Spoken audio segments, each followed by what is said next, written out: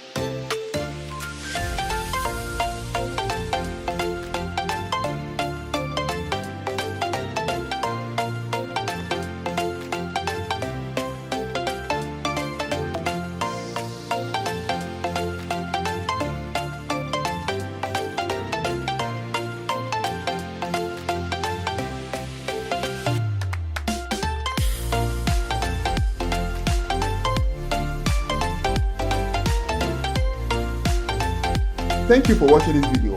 I hope you liked it. And if you did, kindly subscribe. Don't just subscribe, hit the notification bell in order not to miss any of my videos. I'll see you in my next video. Stay tuned and keep believing in yourself.